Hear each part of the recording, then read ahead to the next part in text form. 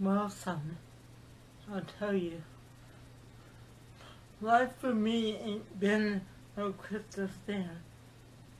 It's had tacks in it, and splinters, and boards torn up, and places with no carpet on the floor bare.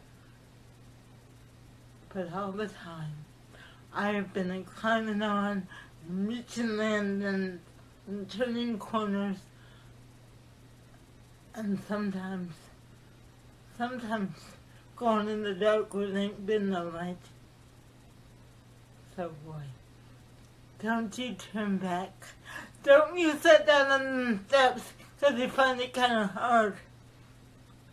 Don't you fall now. For I am still going, honey. I am still climbing. And life for me ain't been no crystal stair. I love that poem by Langston Hughes. My grandmother taught it to me when I was a little girl. It was one of her favorites, and now it has become one of mine. And one of the reasons I love that poem is because it's such a perfect metaphor for the dips I have experienced in my life.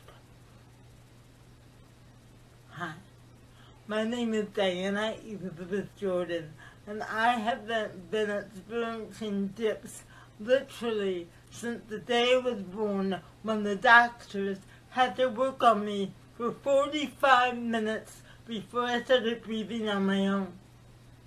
As a result, I was diagnosed with cerebral palsy, a neurological disorder that affects my speech and gait around age 2. But I grew up knowing two things.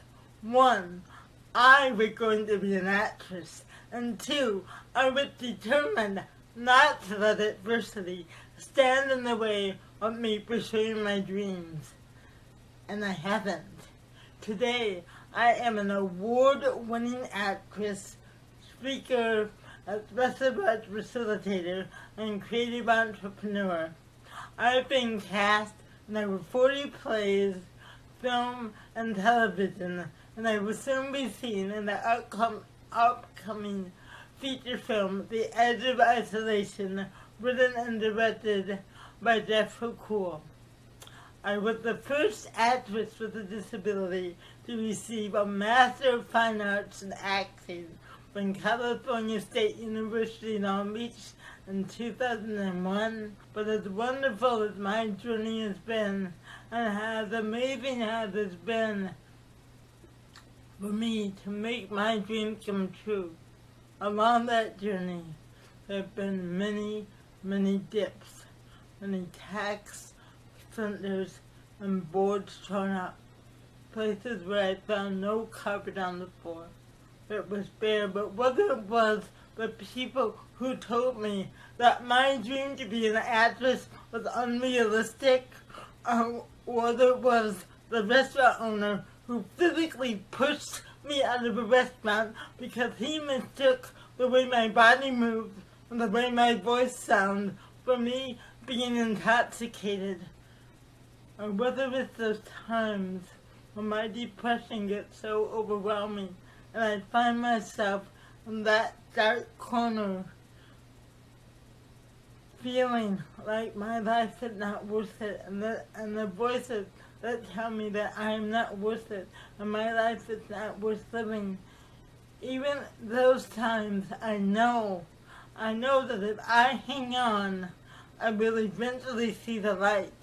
Each splinter, each dark corner, each board torn up, each dip in my life has made me stronger and has fueled me and empowered me to keep going and to keep climbing no matter what.